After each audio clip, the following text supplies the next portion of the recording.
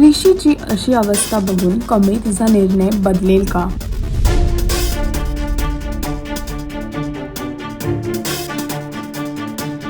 दामिनीला kidnap करून ठेवलं होतं कुणीतरी आणि तिची अवस्था फारच खराब आणि वाईट झालेली दिसत आहे. जिथे तिची अवस्था बघून आजी तिला सारखं एकच प्रश्न विचारते की कुणी तिला बांधून ठेवलं होतं, त्याचा चेहरा बघितला की नाही. ती म्हणते हो, मी चेहरा बघितला होता आणि त्याच व्यक्तीमुळे माझ्या दादाची सुद्धा अशी अवस्था झाली आहे. आणि दुसरीकडेच ऋषीची अशी अवस्था बघून कमळीच्या मनात एक प्रश्न उत्पन्न झाला आहे. ऋषीला जो त्रास होतोय तो कमळीला बघवत नाहीये. तिला मुंबईला घेऊन जाण्यासाठी जी धडपड ऋषी करतोय ते तिला बघवत नाहीये. पण आता कमळीला समजेल का की तिचं भविष्य गावी नाही तर मुंबईमध्ये आहे आणि तिने गावी राहण्याचा जो निर्णय घेतला होता तो ती बदलणार का, हे पाहण्यासाठी तुम्हाला कमळी ही मालिका पाहावी लागेल. आणि अजून अशी लेटेस्ट अपडेटसाठी टेलीचक्कर रिजनलला सबस्क्राईब करायला विसरू नका.